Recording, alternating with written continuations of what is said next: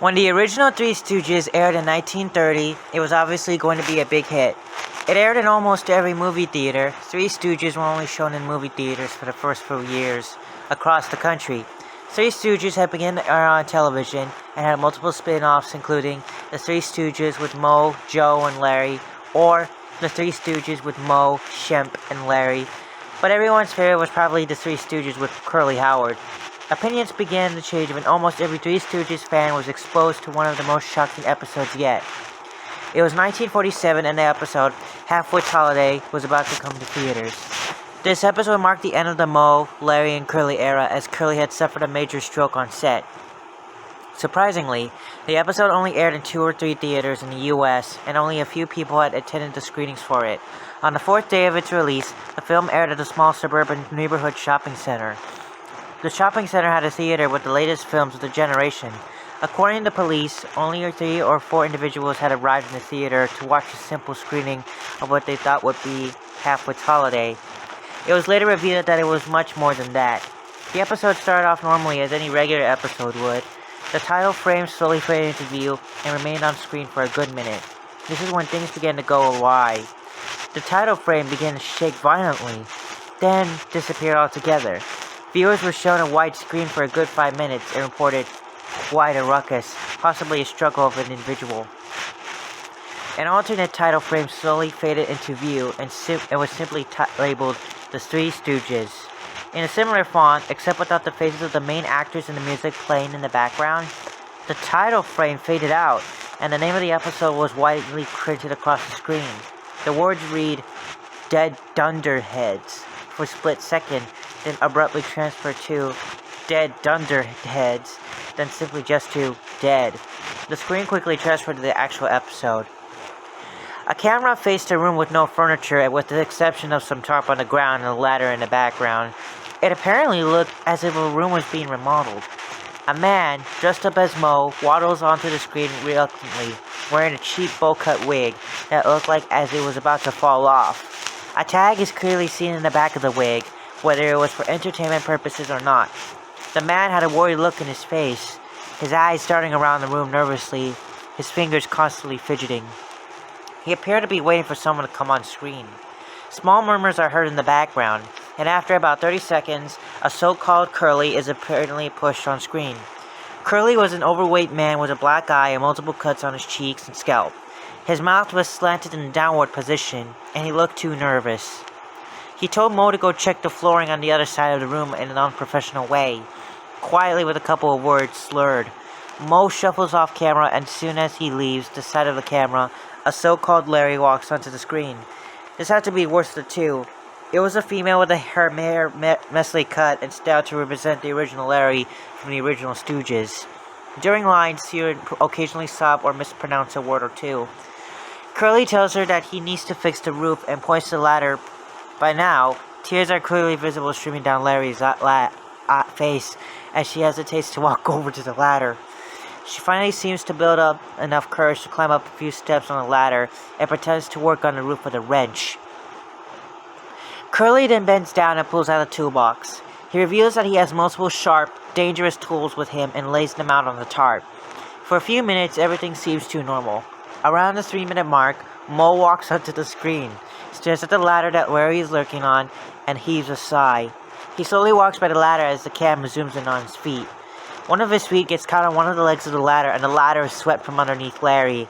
Moe hits the ground hard as the ladder comes crashing down.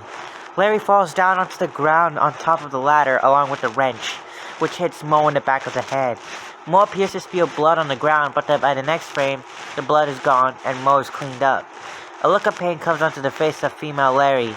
He struggles to stand up, and it appears that he had landed on his wrist. He clenches his wrist tightly as he walks over to Moe, waits for him to stand up, and pokes him in the eyes rather aggressively. Moe cries, "Ooh!"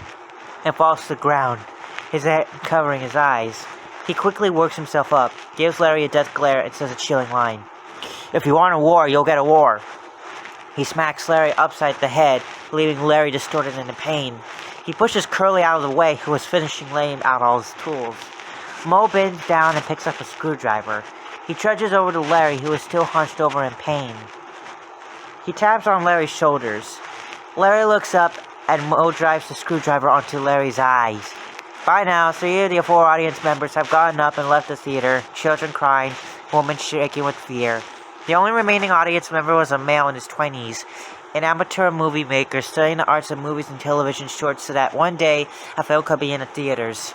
Sure, he was disgusted, but he had no idea that it was real. He continued to take notes about the film's violent nature.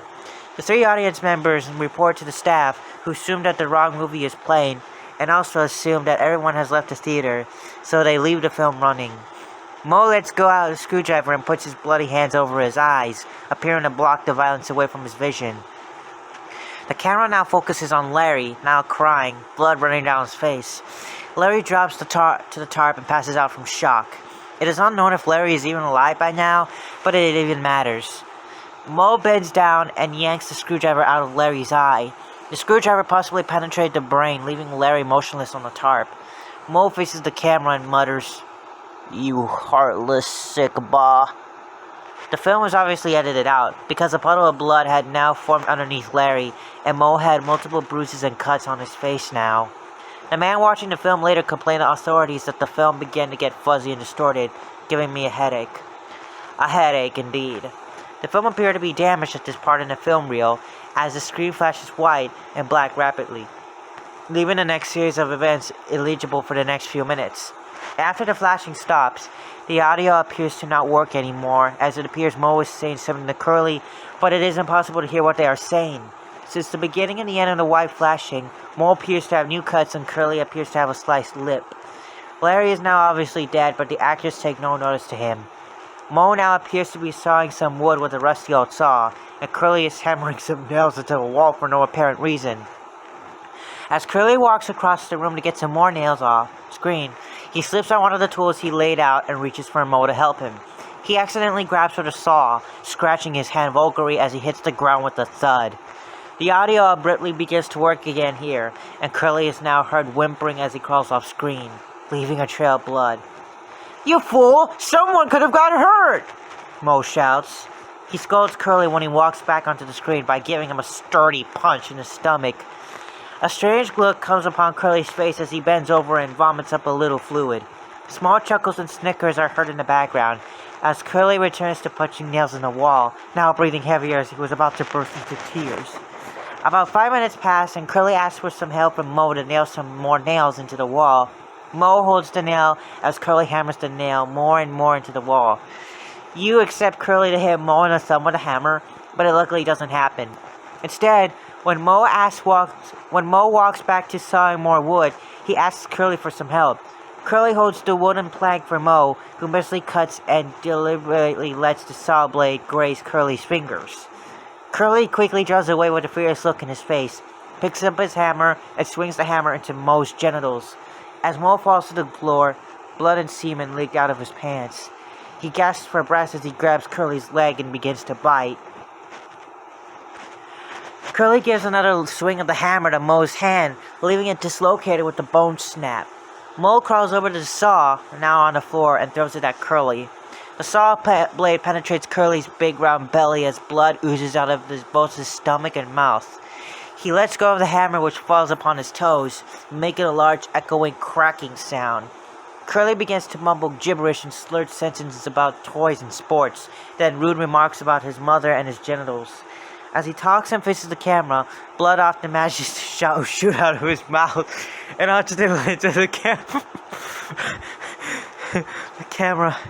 During the middle of one of his sentences, he collapses to the ground, barely even alive, and manages to grab the hammer, still mumbling on and on about nonsense, and he uses it with his last bit of strength at Mo, who is now unconscious. The hammer slams into his back, shattering his spine. Curly manages to laugh a little bit, but then passes out from blood loss. Loud laughter is now heard as the film reel decays, leaving a plain white screen. The laughter soon fades out, and the one man in the audience is left in awe. The police arrives a few minutes later, who manage to seize the film and evacuate the theater from possible threats. Aftershock and analysts. When police entered the room where the film was being projected into the screen, they found a man, supposedly the one who was originally supposed to air Halfwit's Holiday, tied up and instantly beaten. The man remembers little and is worried that the man who tied him up might come back and kill him if he gives any information to the police. It is obvious that the wounds that the man had taken were not self-inflicted, but he is still a major suspect in the case. The man who had made the film reel is said to be a sadistic filmmaker who was addicted to the Three Stooges. The police have no information on him at all, apart from some evidence from the film. Police have three things to work within the film. For a few seconds, a shadow appears of the man holding something similar to a clipboard. The shadow then goes out of sight. The second piece of evidence is a few mistakes he had with the film, as he had accidentally revealed his tone of voice with a few snicker he had let escape out of his mouth multiple times. His voice is deep and hollow, and it seems to belong to a white man in his 50s. The third piece of evidence is visible when the man appears to signal for something to come to him, letting his hand come into the camera. His hand had multiple scars, wrinkles, and freckles, signaling that he is in his late 50s when the film aired that day.